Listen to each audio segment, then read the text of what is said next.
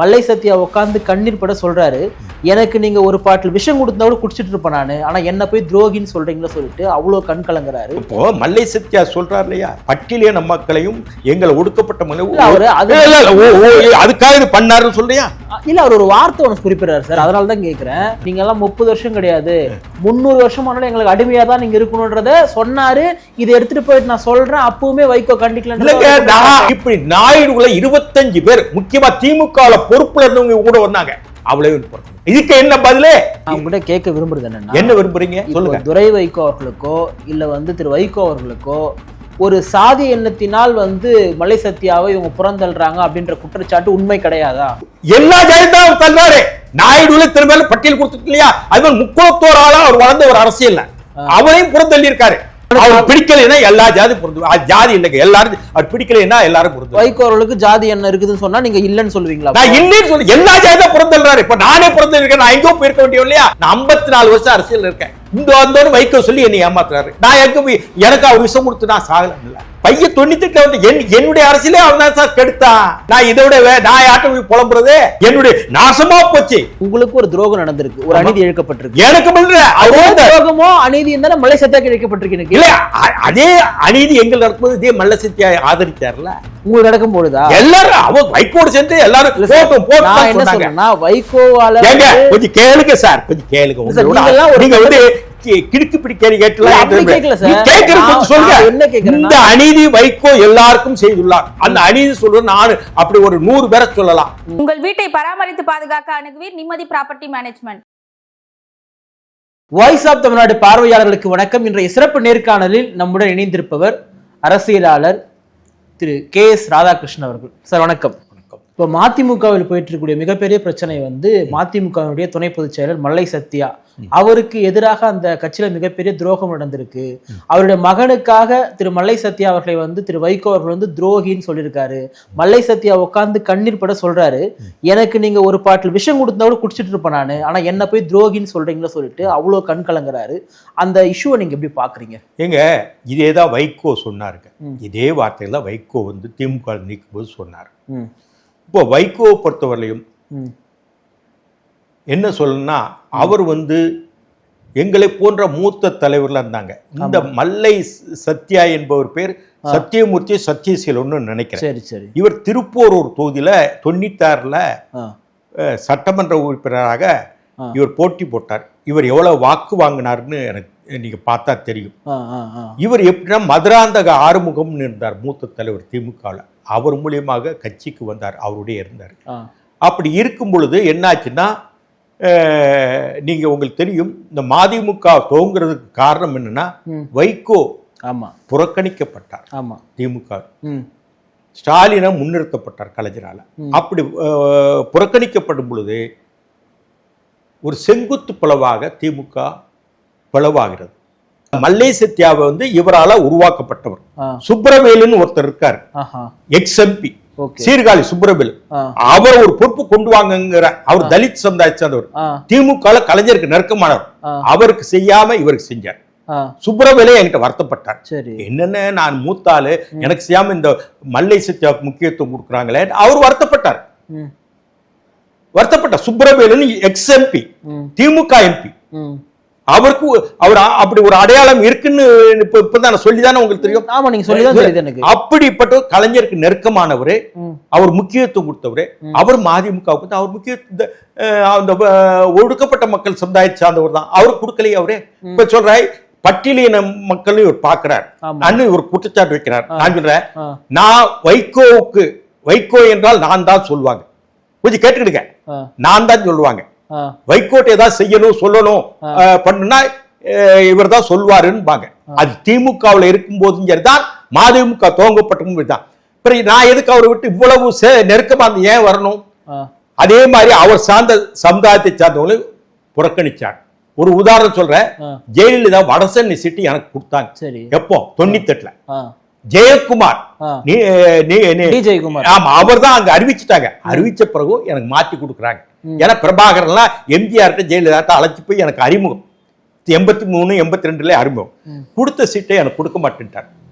கொடுக்க மாட்டேன்னு என்ன காரணம் சொல்றாரு? நாங்க ஒரு 8 சீட்டு எழுதி கொடுத்தோம், 8, 9 சீட்டு. சரி.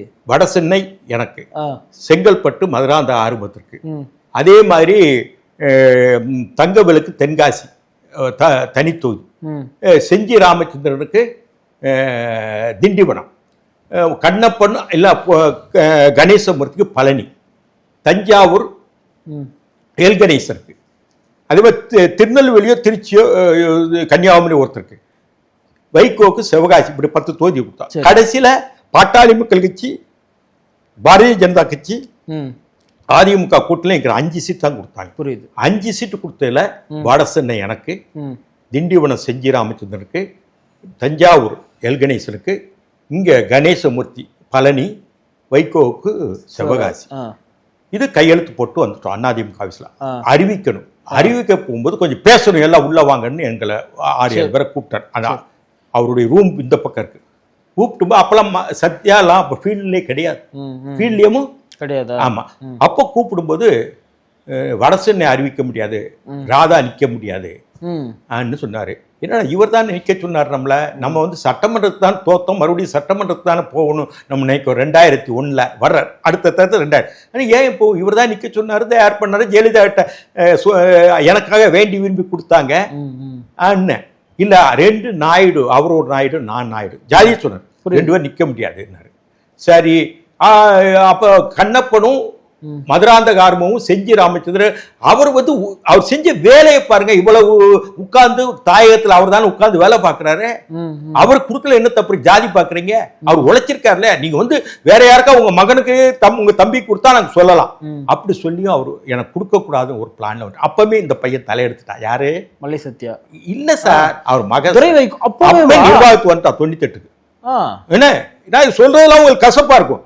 என்ன கூட்டா அப்புறம் என்ன ஒண்ணு அவர் நிக்கட்டும், நான் நிக்கிறேன், இல்லைன்னா அவர் நின்னா நான் வந்து வேலை பார்க்குறேன், சிவகாசியில நான் நிக்கலன்ட்டாரு. அப்படி கார்னர் பண்ணும்போது நான் வந்து நீங்க நிக்க வேண்டாம், நான் நிக்கிறேன்னு சொல்ல முடியுமா? முடியாது சார். இப்படி சொல்லிட்டார். இப்படி சொன்னவர் என்னாச்சுன்னா, அதே தேர்தலில் 2 வன்னியர் நிக்க வச்சார், சபாபதி மோகனும் செஞ்சி ராமச்சந்திரன். அதே மாதிரி இன்னொரு தேர்தலில் 2 கவுண்டர்களை, கண்ணப்பனையும் கணேசமூர்த்தி நிக்க வச்சார். இது என்ன லாஜிக்கு? அவரு இப்போ மல்லை சத்யா சொல்றாரு இல்லையா, பட்டியலின மக்களையும் எங்களை ஒடுக்கப்பட்ட அதுக்காக இது பண்ணாருன்னு சொல்றியா? இல்ல, அவர் ஒரு வார்த்தை ஒன்று குறிப்பிடுறாரு சார், அதனாலதான் கேட்கிறேன். அந்த கட்சியில் இருக்கக்கூடிய ஒரு முக்கியமான ஒரு நபரு, நீங்க எல்லாம் 30 வருஷம் கிடையாது, 300 வருஷம் ஆனாலும் எங்களுக்கு அடிமையா தான் நீங்க இருக்கணும்ன்றத சொன்னாரு. இதை எடுத்துட்டு போயிட்டு நான் சொல்றேன், அப்பவுமே வைகோ கண்டிக்கல.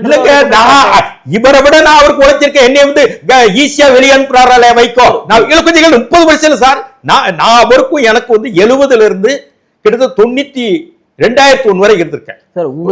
கேளுங்க, பேசினாலும் நான் வர சொல்ல 2001 வரைக்கும் இருந்திருக்கேன். எனக்கு இல்லைன்னு வந்துடக்கூடாது, பக்கத்தூருக்கு வந்துடக்கூடாதுன்னு ஒதுக்கி வச்சாங்க. யாரு? மகன். சரி, எனக்கு எல்லா நியாயங்களும் இருந்தது. அவர் தொடர்ந்து இப்படித்தான் பண்றாரு. அதே அவர் சமுதாயத்தை சேர்ந்த நாயுடு சமுதாயத்தை சேர்ந்தவங்க வரிசையா சொல்றேன். ஏவி கிருஷ்ணமூர்த்தி மாவட்ட செயலாளர், அவர் அதிமுக மாவட்ட செயலாளர். இங்க வந்து நாயுடுங்கனால ஒடுக்கப்பட்டு கடைசியில தூண் துப்பிட்டு போய் திமுகவுக்கு போயிட்டார். அவ்வளவு செலவு பண்ணார் ஏவி கிருஷ்ணமூர்த்தி. அதே மாதிரி நான் அது கடலூர் பாஸ்கரன் உட்லண்ட்ஸ் ஹோட்டல் கடலூர் ஒண்ணு இருக்கு இல்லையா, அதோடைய அதிபர். அவர் திமுக எம்பி பட்டியல வேட்பாளராக நின்றவர். அவர் அது பிறகு கள்ளக்குறிச்சி வேங்கடவதியின் மத்திய அமைச்சரா இருந்தா, திரும்ப சட்ட அமைச்சரா, அவரும் புறக்கணிப்பு போயிட்டார். அவர் நாயுடு தான், ஆனா திமுக மந்திரியானார், மத்திய அமைச்சர். அதே மாதிரி விளாச்சி குளத்துல பொன்ராஜன் ஒருத்தர் நீண்ட நாளாக சட்டமன்ற உறுப்பினர் கேட்டார். இவருக்கு எல்லாமே அவர் தான் பொருளாதார உதவி. இன்னைக்கு 93 இல்ல 70ல இருந்து அவரு அவ்வளவு பொருளாதார உதவி வைக்கப்பட்ட 70. அவ்வளவு மல்லை சத்யாங்கிறவர் 96 தான் வாராரு அவர். அதே மாதிரி உங்களுக்கு தெரியும் பூபதி ராஜாராம், அப்போ விருதுநகர் மாவட்ட ஸ்டாலின் கிளை இளைஞரணி செயலாளர் அவரு. அதே மாதிரி உங்களுக்கு தெரியும் அரசன் காசின்னு பெரியசாமி, தூத்துக்குடி பெரியசாமிக்கு நம்ம இருக்கும் பெரிய லாரி ஓனர். இப்படி ஒரு அதே மாதிரி இங்க கோவை மாவட்டத்தில் மாவட்ட நகர் மாவட்ட செயலாளர் பீடம்பிள்ளி செல்வாஜ். இப்படி நாயுடுகளை 25 பேர் முக்கியமா திமுக பொறுப்புல இருந்தவங்க கூட வந்தாங்க. அவ்வளவு புறக்கணிச்சார். இதுக்கு என்ன பதிலே? பட்டியலின எல்லாரும் தான் அவர் புறக்கணிக்கிறாருங்க. ஒரு பட்டியலின மக்கள் இல்லைங்க, நான் தயவுசெய்து எல்லாரையும் புறக்கணிக்கிறார். அது முக்குளத்தூர்லையும் குருநாதர் டி.ஏ. லக்குமணன் அவருக்கிட்டமே தேவர் சமுதாயம் அவ்வளவு தாங்கினாங்க. அவங்க குருநாதனுக்கு என்னாச்சு, அவர் திமுக சட்டமன்ற உறுப்பினர். சரி, நான் உங்கள்கிட்ட கேட்க விரும்புறது என்ன விரும்புறீங்க சொல்லுங்க. துரை வைகோ அவர்களுக்கோ இல்ல திரு வைகோ அவர்களுக்கோ ஒரு சாதி எண்ணத்தினால் மலை சத்யாவை இவங்க புறந்தள்ளுறாங்க அப்படின்ற குற்றச்சாட்டு உண்மை கிடையாதா? எல்லா ஜாதியும் தள்ளுறாரு. நாயுடுல திரும்ப பட்டியல் கொடுத்துட்டு இல்லையா, அது முக்குளத்தோரால அவர் வளர்ந்த ஒரு அரசியல் அவரையும் புறந்தள்ளி இருக்காரு. இத நான் சாதி ஆரம் சண்முக சுந்தரன் யார் சார்? விருதுநகர் ஆரம் மல்லை சத்யாவோட முன்னாடி வந்தவர் சார். நான் என்ன கேக்குறேன்னா, நீங்க இந்த பட்டியல் நம்ம ஒரு பக்கத்தில் இருக்கட்டும், எல்லா ஜாதியும் தான் புறந்தள்ளுறாங்க. அவர் மகனுக்கு அவர் பிடிக்கலைன்னா எல்லா ஜாதி பொருந்து ஜாதி இல்லைங்க, எல்லாரும் அவர் பிடிக்கலைன்னா எல்லாரும் பொருந்து. வைகோ அவர்களுக்கு ஜாதி என்ன இருக்குதுன்னு சொன்னா நீங்க இல்லன்னு சொல்லுவீங்களா? நான் இல்லன்னு சொல்லி எல்லா ஜாதி தான் புறந்தள்ளுறாரு. இப்ப நானே புறந்தள்ளிருக்கேன், நான் எங்கேயோ போயிருக்க வேண்டிய இல்லையா? அது மாதிரி ஆர்எம்எஸ் அவர் வைகோவுடைய தலைமைச் செயற்குழு இருந்தார் திமுக. அவர் வந்தாரு, அவர் எம்எல்ஏ டிக்கெட் கேட்டு கேட்டு அழுத்து போயிட்டார். அதே மாதிரி உங்க பாலை குருநாதர் அவர் சட்டமன்ற உறுப்பினர் முக்குளத்தூர் பாளையங்கோட்டையில திமுகவில். அது மாதிரி நீங்க வரிசை பொன்முத்துராமலிங்கம் முக்குளத்தூர் அவர் சீட்டு கேட்டார் திண்டுக்கல் தொகுதி. முக்குளத்தூர் கொடுக்கல இல்ல. பொன்முத்துராமலிங்கம் என்னையே அவர் புறக்கணிச்சாருங்க. நாங்க 2 பேர் தானுங்க அப்படி திமுக அவர் கையில ஒரு நாற்காலி மாதிரி உட்கார்ந்துட்டு இருந்தோம். அவருக்கு சோதனையான கட்டத்துல எங்க அறிவாளத்தையும் தூக்கி போடுறாங்க, அறிவாளத்தையும் மேலும் தூக்கி போடுறாங்க. அப்போ ஜம்காலம் பிடிச்சவங்க யாருங்க? பொன்முத்துராமலிங்கம், கண்ணப்பன், நம்ம எல் கணேசன், நானு, தங்கவேலு. அவரும் பட்டியலின மக்கள் தானே. தங்கவேலு அவரும் பட்டியலின மக்கள் தான்.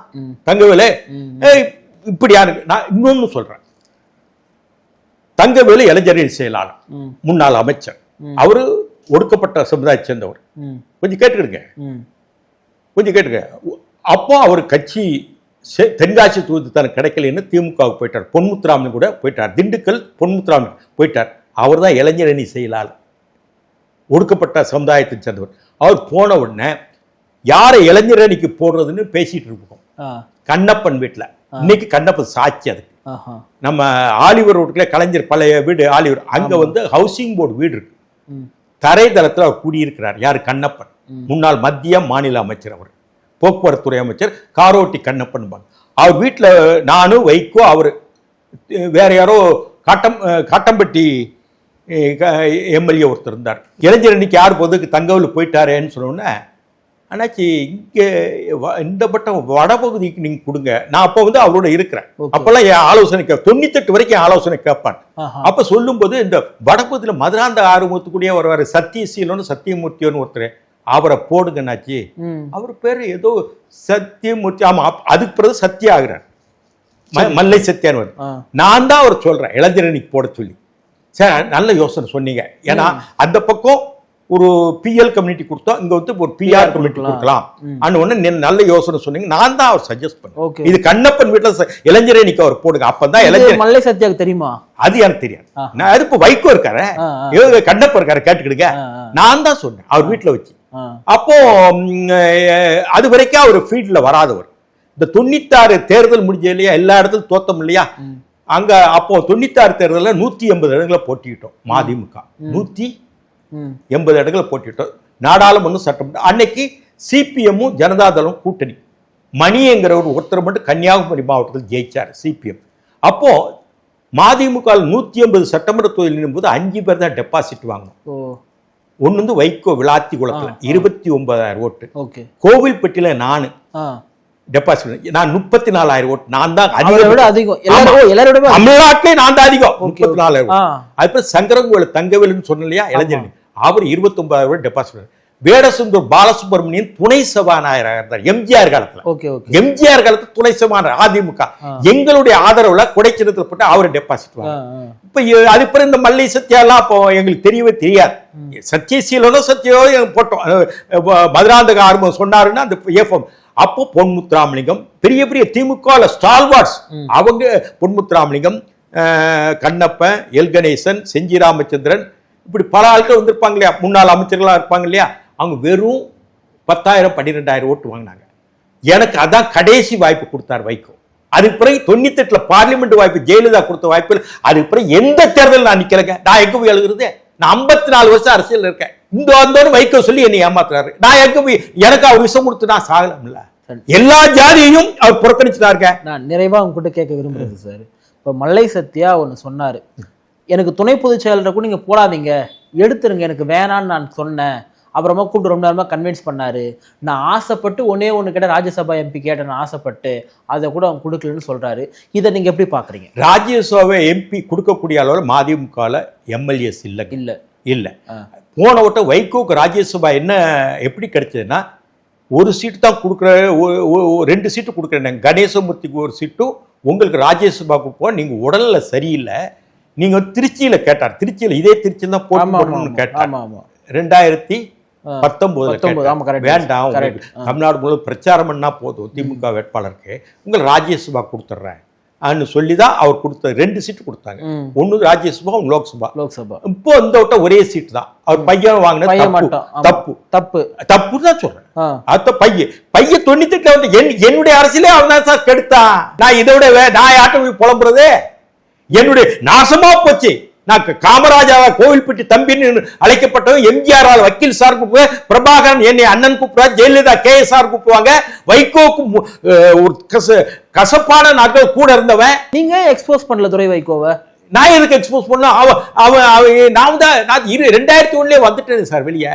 இல்ல சார், நீங்க அப்பவே ஒரு குற்றத்தை சொல்லிருக்கேன். அப்ப இந்த மீடியால இருந்தது. ஓகே, இல்ல அப்பவே நீங்க 98 அப்படி மீடியால இல்ல சார். நான் கடிதத்துல எழுதிருக்கேன் அவருக்கு, உங்க குடும்பத்துக்காரங்க பேச்சை கட்டி எனக்கு நாடாளுமன்ற சீட்டு 98 தரல. அப்பெல்லாம் இந்த மீடியா எல்லாம் கிடையாது இல்ல, யூடியூப். அப்ப கடிதமே அவருக்கு எழுதிட்டேன், அது புத்தகமாவே வந்தது. மொத்தமா வந்து சார் உங்க வீட்டுக்காரங்க பேச்சு கேட்டது எனக்கு மனசு நீ கொடுக்க மாட்டேன்ட்டீங்க, முதல்ல ஆரம்பத்துல நீங்க நில்லுங்கன்னு சொல்லிட்டு ஏமாத்துனீங்க. இதுல வந்துங்க வைகோ வந்துங்க செய்ய வேண்டிய செய்யாம செய்யக்கூடாது செய்வாரு.